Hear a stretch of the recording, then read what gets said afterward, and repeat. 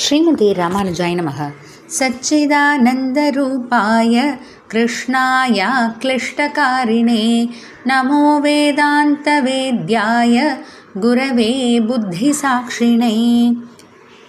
நாள்தோறும் பகவத்கீதையில் நாம் இப்போ இருக்கிறது 11வது அத்தியாயம்.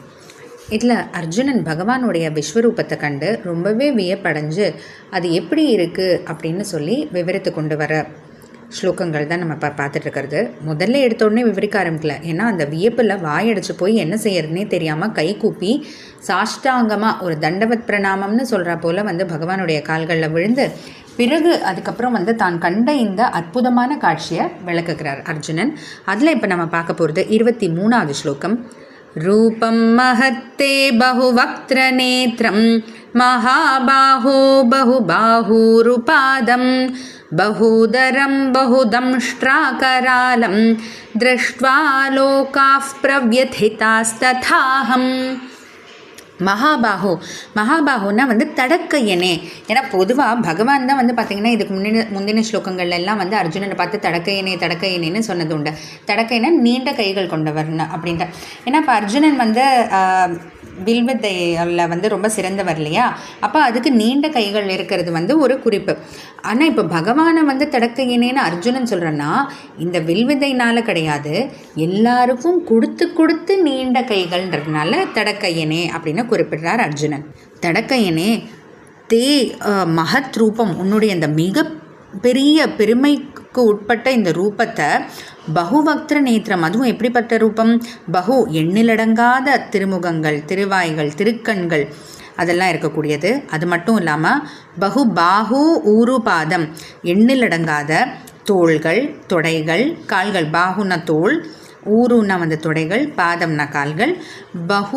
பகூதரம் பகுதம்ஷ்ட்ரா கராலம், பகு திரும்ப எண்ணிலடங்காத, உதரம் வயிறுகள், தம்ஷ்ட்ரா கராலம் பயங்கரமான கூரை பற்கள்.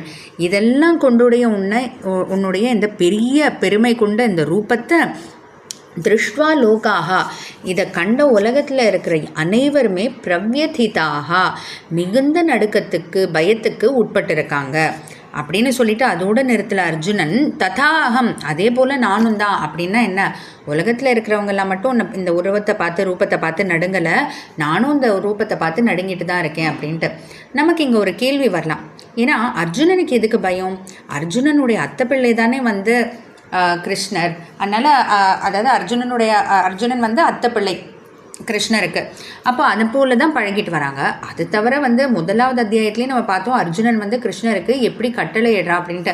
இந்த தேரை கொண்டு போய் 2 சேனைகளுக்கு நடுவில் நிறுத்து, நான் எல்லாத்தையும் பார்க்கணுன்னு ரொம்ப சகஜமாக கட்டளை இடக்கூடிய அளவுக்கு பேசிகிட்டு இருந்த அர்ஜுனன் இப்போ எல்லாருக்கும் இந்த ரூபத்தை பார்த்து நடுக்கமாக இருக்குது, அவங்களுக்கெல்லாம் மட்டும் இல்லை எனக்கும் தான் சொல்கிறா. அப்படின்னா என்ன மாறிச்சு அப்படின்னா, மாறுறதுன்றது எதுவும் இல்லை. என்ன தான் கூடவே பழகியிருந்தாலும் திடீர்னு அந்த கூடவே பழகின ஒருத்தர் இப்படி ஒரு ரூபத்தை, அதுவும் யாரும் இது வரைக்கும் பார்த்துருக்கவே முடியாத அந்த ஒரு உருவத்தில் கண்டிப்பாக ஒரு வியப்பு இருக்கும் இல்லையா. அந்த வியப்பே தான், அந்த வியப்பினால் ஏற்பட்ட பயம்தான் இதுவே தவிர மற்றபடி அர்ஜுனனுக்கு நல்லாவே தெரியும் கிருஷ்ணர் தன்னை எதுவும் பண்ண மாட்டார், குத்திடவோ இல்லை கொன்றவோ மாட்டாருன்ற அந்த பயம் கிடையாது.